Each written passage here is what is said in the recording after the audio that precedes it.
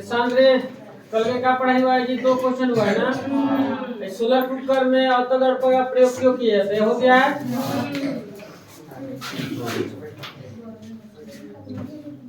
याद किए हैं? अब ये दूसरा अगला पढ़ाई हुआ था सर्च लाइट, मोटर कार के हेडलाइट में और टॉर्च में अवतल दर्पण का प्रयोग क्यों किया जाता है? ये हो गया है। इसका भी आंसर जान गए हैं।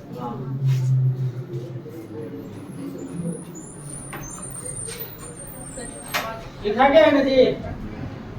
अब देखिए हमें क्या पढ़ना है जी? आवर्धन। क्या पढ़ना है? आवर्धन। ठीक है, आवर्धन देखिए। आवर्धन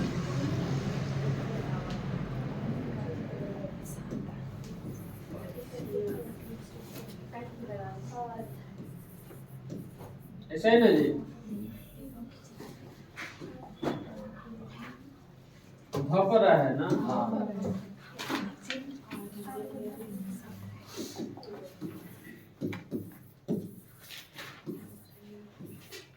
आवर्धन, ठीक है। आवर्धन देखिए क्या है, जैसे हम आगे आवर्धन में देखिए इसमें पढ़ना क्या है? आवर्धन प्रतिबिंब, प्रतिबिंब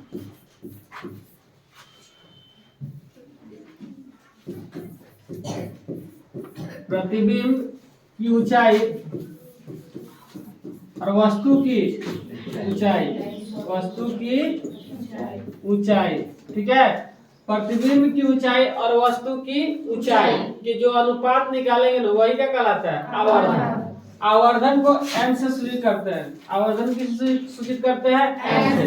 मतलब प्रतिबिंब की ऊंचाई कहने का मतलब ये, अगर हम आपसे कोई पूछ दे, अगर आपसे कोई पूछ दे कि प्रतिबिंब कब बनेगा, करें तो अगर आपसे ये पूछ दे कि छाया कब बनेगी, छाया कब नहीं बनेगी, प्रतिबिंब छाया कब बनता है, कब नहीं बनता है,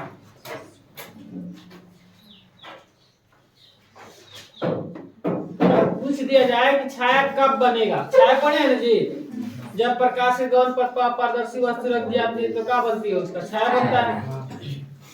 तो छाया कब नहीं बनेगी ये बताना है। छाया बनना तो जानते हैं कैसे छाया बनता है, लेकिन छाया कब नहीं बनेगी?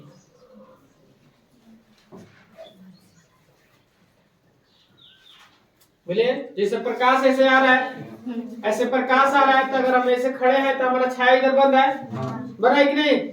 बोले बन रहा है, यहाँ बन रहा है। इधर से अगर प्रकाश आए तो छाया इधर बनेगा, इधर से प्रकाश आए तो छाया पीछे बनेगा, इधर से प्रकाश आए तो आगे छाया बनेगा कि नहीं बनेगा? बनेगा। ये सबको पता है कैसे छाया बनता है, ठीक है। लेकिन छाया कोई पूछ दे कब नहीं बनेगा, तो हम क्या बताएंगे? क्या जवाब जब होगा?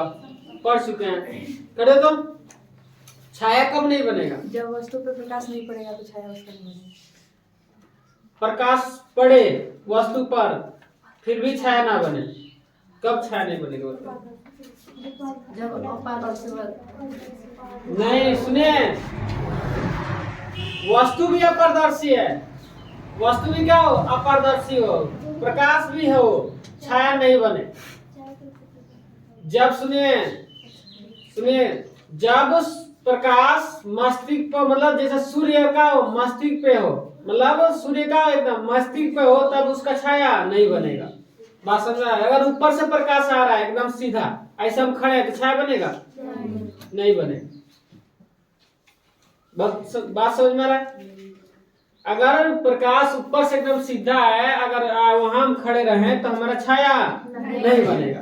बात समझ में? मान के चले टुनमुनवा यहाँ खड़ा है, इसका छाया अगर ऐसे प्रकाश पड़ेगा तो इधर छाया बन जाएगा, ऐसे प्रकाश पड़ेगा तो छाया इधर बन जाएगा, इधर से प्रकाश पड़ेगा तो उधर पीछे बनेगा, उधर से प्रकाश पड़े मतलब ऐसे छाया बनेगा। लेकिन कोई पूछ दे कि छाया कब नहीं बनेगा, तो हम कहेंगे कि मान के चले टुनमुनवा यहाँ खड़ा है, ऊपर से एकदम सीधा प्रकाश पड़े, एकदम सीधा प्रकाश पड़े तो इसका छाया वगैरह बनेगा नहीं। बात समझ में आ रहा है? बोलिए। चलिए बैठो। तो देखिए आवर्धन किसे कहेंगे? तो आवर्धन प्रतिबिंब की ऊंचाई और वस्तु की ऊंचाई का अनुपात होगा, बोलेंगे आवर्धन। मान के चलिए, कहने का मतलब है कि वस्तु है, मान के चलिए वस्तु है 5 मीटर, 5 मीटर मीटर ले लेते हैं। वस्तु है मान के चले 5 मीटर लंबा, ठीक है। इसका प्रतिबिंब मान के चले बन रहा है 10 मीटर लंबा, ठीक है। बात समझ में रहा है? वस्तु है 5 मीटर के और उसका प्रतिबिंब बन रहा है कितना मीटर के? 10 मीटर के। तो अगर इसका हम निकालना हो, आवर्धन निकालना हो, तो हम क्या करेंगे? 10 बटा क्या कर देंगे? 5 5 गुना 10 कितना आ जाएगा जी? 2। यही होता है आवर्धन, मतलब प्रतिबिंब की ऊंचाई और वस्तु की ऊंचाई के अनुपात को क्या करेंगे? बात समझ में रहा है? मतलब वो प्रतिबिंब कितना ऊंचा है? 5 मीटर। इसका वस्तु कितना ऊंचा है जी? 5 मीटर। और प्रतिबिंब इसका कितना ऊंचा बन रहा है जी? 10 मीटर। तो आवर्धन कोई कह दे निकालिए तो निकाल सकते हैं। अगर हम ये कह दे कि हम है मान के चले हमें 6 फीट, ठीक है, 6 फीट हमारा ऊंचाई बन रहा है, हमारा प्रतिबिंब बन रहा है मान के चलिए कितना? 14 या 15 जो भी बने, ठीक है। तो या कम भी बन सकता है, ज्यादा भी प्रतिबिंब की ऊंचाई बन सकता है। बात समझ में आया? ऊंचाई प्रतिबिंब की कम भी हो सकता है और ज्यादा भी हो सकता है। तो मान के चलिए कि हम कहे कि हमें मान के चलिए कि कितना लगता है? 6 फीट के मान के चलिए लगता है 6 फीट के, ठीक, 6 ले लेता है 6 फीट के कितना अपना ऊंचाई, प्रतिबिंब बन रहा है मान के चलिए 12 फीट ऊंचा, ठीक है। तो इसका आवर्धन निकालो 12 बटे क्या कर देंगे? 6। तो 6 गुना 12 ऐसे भी हो जाएगा। बात समझ में रहा है? तो आवर्धन बस 2 ही शब्द याद रखना है, प्रतिबिंब की ऊंचाई और वस्तु की ऊंचाई का अनुपात निकाल देंगे तो क्या हो जाएगा? आवर्धन। अनुपात मतलब जो उसको क्या करेंगे? बाटा में लिख देंगे, हो गया आवर्धन। बात समझ में रहा है? मतलब प्रतिबिंब की ऊंचाई ऊपर होना चाहिए, वस्तु की ऊंचाई क्या होनी चाहिए? नीचे। तो उसे क्या बोलेंगे? आवर्धन। बात समझ में? देखिए आप आवर्धन की परिभाषा देखिए।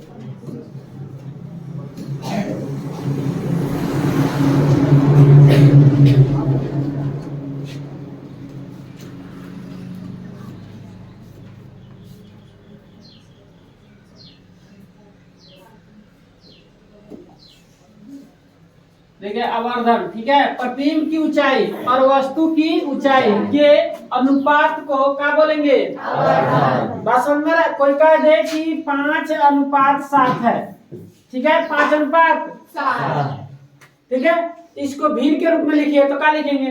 5 बटा क्या लिखेंगे? 7। बात समझ में आता है? जिसे कोई कह दे कि नहीं 7/9 है, इसको अनुपात के रूप में लिखिए तो हम क्या लिखेंगे? 7/9 क्या लिखेंगे? इसको अनुपात बोलते हैं। इसको क्या पढ़ता है जी? अनुपात। बात समझ में है? और कोई कह दे नहीं 5/3, इसको अनुपात के रूप में लिखे तो 5 अनुपात क्या लिखेंगे? ऐसे अनुपात। बात समझ में? ये होता है अनुपात, समझे?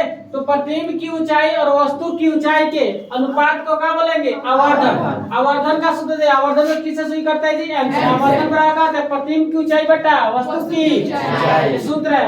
आवर्धन का सूत्र होता है प्रतिबिंब की ऊंचाई बटा वस्तु की ऊंचाई। इसे m द्वारा सूचित किया जाता है। m लिख देंगे तो क्या समझेंगे? आवर्धन है। बात समझ में है? तो अब यदि आवर्धन धनात्मक हो तो प्रतिबिंब काल्पनिक एवं सीधा होता है। आवर्धन क्या होता है? धनात्मक हो तो, अगर आवर्धन क्या होता है? धनात्मक होता है तो प्रतिबिंब क्या आ जाएगा? काल्पनिक और सीधा, ठीक है। अगर यदि आवर्धन ऋणात्मक हो तो प्रतिबिंब क्या आ जाएगा? वास्तविक एवं उल्टा। बात समझ में है? बोलिए। तो ये आपको नोट में याद रखना है कि आवर्धन को m से सूचित करते हैं। आवर्धन अगर धनात्मक हो तो प्रतिबिंब क्या होगा? काल्पनिक और सीधा।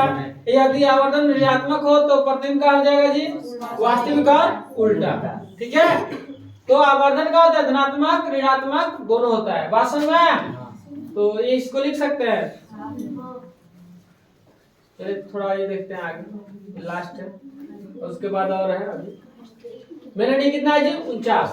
मेलेडी 49। अब देखिए क्या है जी? गोलीय विपथन या और कास्टिक, गोलीय विपथन और कास्टिक, ठीक है। बड़े द्वारक के गोलीय दर्पण, ठीक है, बड़े द्वारक के गोलीय दर्पण, द्वारक पर है दर्पण की दर्पण की चौड़ाई का होती है दर्पण का, जैसे मान के चलिए क्या है आपका? दर्पण है। क्या है आपका? दर्पण है। अब ये इसका मतलब यहाँ से यहाँ तक का है चौड़ाई यही मिलेंगे, ये क्या कहलाएगा? द्वारक। मतलब m, अगर m समसूचित करते हैं और इसको n से, ठीक है, तो m n का हो जाएगा दर्पण की द्वारक। मतलब दर्पण की जो चौड़ाई होगी उसे क्या बोलेंगे? दर्पण का द्वारक। बात समझ पढ़े हैं? पढ़े? दर्पण का द्वारक किसे कहते हैं? दर्पण की चौड़ाई दर्पण क्या कहलाता है? याद रखिएगा। तो दर्पण की चौड़ाई कैसे होता है बताया है, ठीक है। अब यही की बात करें बड़े द्वारक के गोलीय दर्पण में, कौन सा दर्पण? अवतल। कौन सा दर्पण? अवतल। कौन सा द्वारक हो? बड़ा। छोटा द्वारक नहीं, कौन सा द्वारक? बड़ा। बड़े द्वारक की गोलियां दर्पण में, ठीक है, मतलब अवतल दर्पण जो लिया है, मुख्य अक्ष के समानांतर आने वाली सभी किरणें, मुख्य अक्ष के समानांतर आने वाली सभी किरणें परावर्तन के बाद मुख्य फोकस होकर नहीं जाती है, मुख्य फोकस होकर नहीं जाती है, बल्कि ये परावर्तन किरणें एक दूसरे को इस प्रकार काटती है कि एक सतह बन जाती है। इस सतह को क्या बोलते हैं? कास्टिक कहते हैं। फोकस के इस दोष को क्या बोलते हैं? गोलीय विपथन कहते हैं। ठीक है, तो